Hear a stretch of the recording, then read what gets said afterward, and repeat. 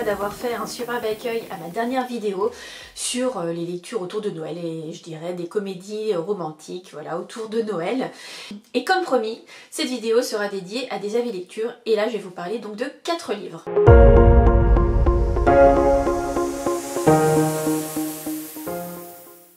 Pour faire le lien avec la vidéo précédente, je vais vous donner mon avis, je dirais plus en détail, sur un livre que j'ai reçu de la part de l'agence de Julie, donc je suis partenaire depuis cet été.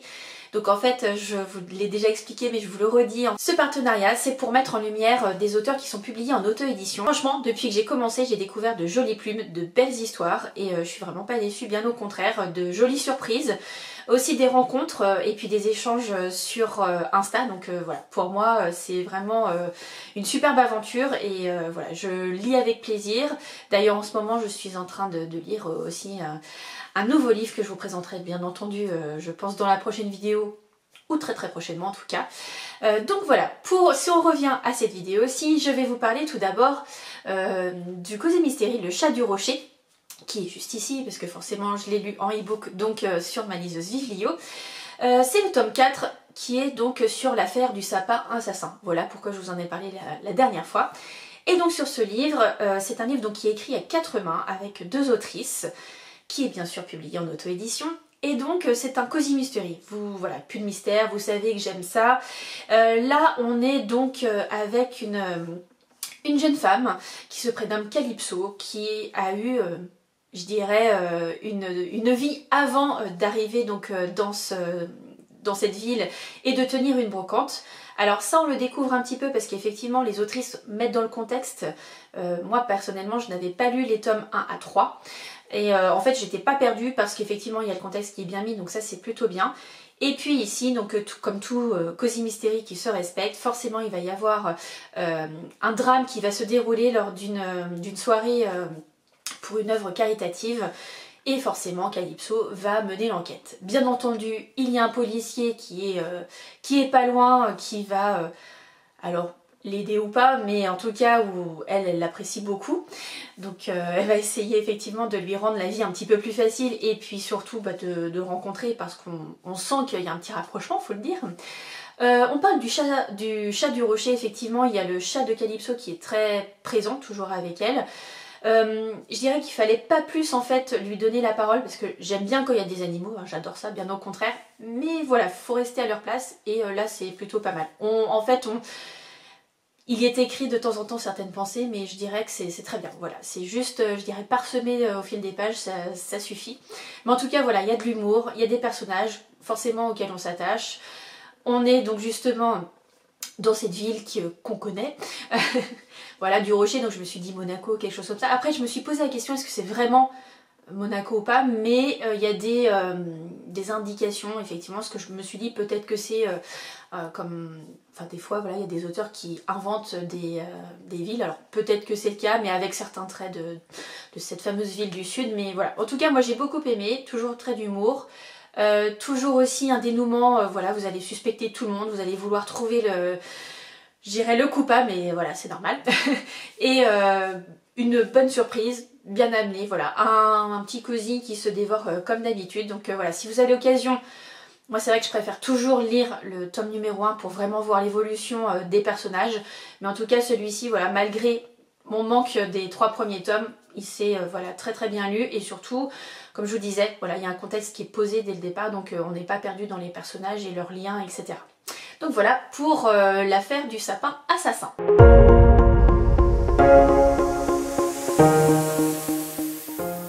vous parle d'un deuxième livre qui est aussi publié en auto-édition. Je vous parle donc Les parfums de ma vie de Géraldine Gordon, ou Gordon, je sais pas comment on prononce, quelle est la bonne prononciation, donc je m'excuse si voilà, c'est pas la bonne.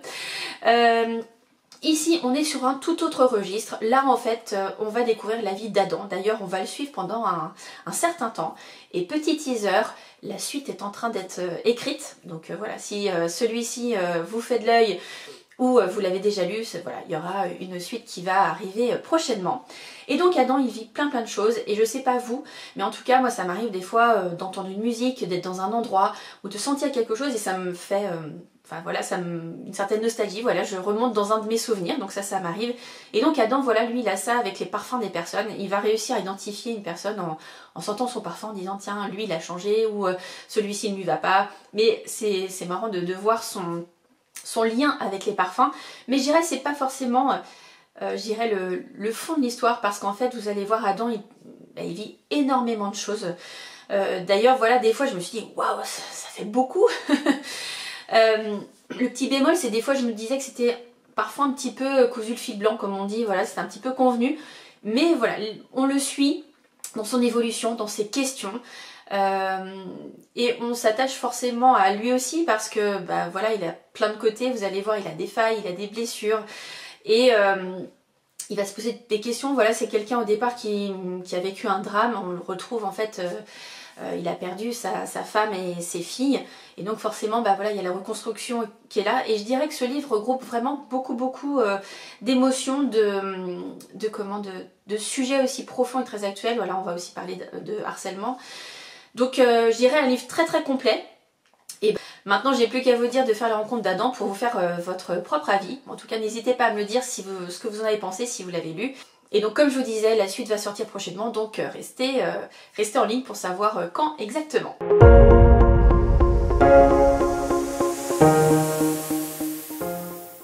On va passer maintenant à des livres que j'ai reçus. Le tout premier, c'est Oser sortir et crier de Fabienne Perrineau aux éditions Récamier. Donc celui-ci je l'ai reçu dans le cadre de la masse critique Babelio. Et donc il faisait partie de la rentrée littéraire de cette année, donc du mois d'août. Et j'ai vraiment beaucoup aimé. Alors c'est vrai que c'est une plume ou une écriture que j'ai pas forcément l'habitude de lire. Ça m'a permis en fait de sortir tout simplement un petit peu de ma zone de confort. Mais j'ai vraiment beaucoup aimé. C'est comme une poésie mais des fois avec des mots durs, des mots tendres. Cette histoire en fait c'est l'histoire d'une jeune fille, donc on l'appelle Elle parce qu'en fait elle a perdu son prénom quand elle avait 10 ans parce qu'elle a vécu quelque chose qu'on ne sait pas, et sa meilleure amie en fait quand elle lui fait part de ce fameux événement, elle lui dit je te donne ce livre, et ce livre c'est Agatha de Marguerite Duras, et en fait quand elle va le lire elle se dit mais en fait Agatha c'est moi, donc en fait elle fait tout.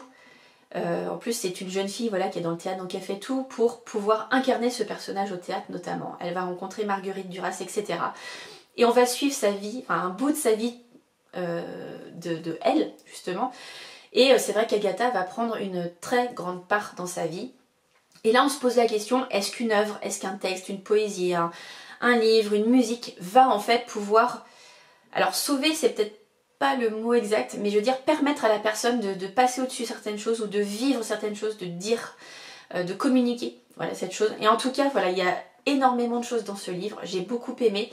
Voilà, pourtant il est pas très long, hein, il fait plus de 200 pages, mais vous allez ressentir plein de choses. Voilà, moi franchement quand j'ai terminé le livre, je me suis dit waouh, c'est une belle histoire, elle est touchante, poignante.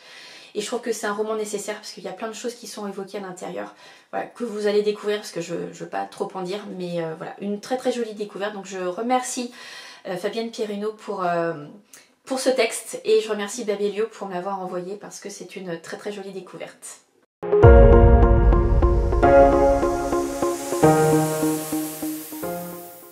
Pour terminer cette vidéo, je vous parle d'un quatrième roman qui est un petit peu plus léger mais qui fait du bien en ce moment, et d'ailleurs je vous en ai parlé lors de la dernière vidéo. Je vous parle bien sûr de Un Noël de glace écrit par Laurie Antoine et publié aux éditions City. Ce livre là, donc déjà vous êtes dans l'ambiance forcément de montagne. On va suivre Sibylle. Sibylle c'est une jeune femme, elle a été professionnelle dans le patinage artistique, elle a gagné de nombreux prix, etc. Et là elle est plutôt en mode reconversion. Et donc dans son club de Paris, elle souhaite devenir l'entraîneur, donc je dirais la tête du club.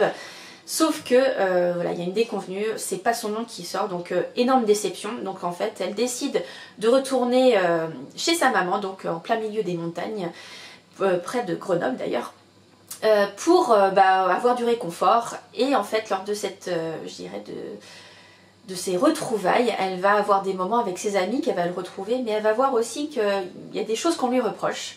Parce qu'effectivement, elle a pu gagner des médailles, etc. Mais elle a fait des choses qui n'étaient pas très sympas, notamment avec une certaine Clara. Mais j'en dis pas plus. Et aussi forcément, qui dit comédie gérée autour de Noël, il va y avoir un jeune homme qu'elle va rencontrer, mais tout va pas se passer comme elle va le souhaiter. Voilà pour le pitch, j'espère que je vous ai donné envie de le lire. Moi en tout cas, je l'ai dévoré comme un téléfilm de Noël. Mais vraiment, j'avais l'impression d'être dedans, je me voyais, voilà. C'est, certes, voilà, je dirais, on évoque des sujets qui peuvent être un petit peu plus profonds, mais ça reste, je dirais, léger, en douceur. Là, c'est surtout sur la confiance en soi, sur l'empathie, qui sont beaucoup évoquées. Mais je dirais, c'est vraiment avant tout une lecture doudou. On dévore, on le déguste, et puis voilà, on est aux côtés de Sibylle tout au long du livre. On voit ses émotions, ce qu'elle peut ressentir, ce que les autres peuvent ressentir, et voilà, c'est vraiment une lecture doudou. Donc voilà, si vous voulez une petite lecture toute mignonne pour les mois à venir, enfin je dirais même janvier, hein, mais on peut lire aussi des comédies de Noël un petit peu plus tard. Hein. Et c'est très agréable à lire, donc n'hésitez pas, voilà, si vous le voyez passer et qu'il vous tente, eh bien voilà, vous avez en tout cas mon avis. Je vous laisse ici pour cette vidéo. Comme d'habitude, n'hésitez pas à me mettre un petit pouce vers le haut pour m'encourager et puis un commentaire sous la vidéo pour me soutenir et pour qu'on échange ensemble. C'est toujours un plaisir pour moi d'y répondre. Je vous donne rendez-vous bien sûr tout bientôt avec de nouveaux avis. Je pense pas que j'en aurai 4 parce que là, voilà, c'est assez exceptionnel. Hein. On a eu 2 semaines sans avis lecture, donc c'est pour ça qu'il y en avait 4. J'espère en avoir au moins 2, voilà, ce serait sympa. En attendant, comme d'habitude, je vous souhaite de très beaux moments, de très bonnes lectures et je vous dis à très bientôt. Ciao!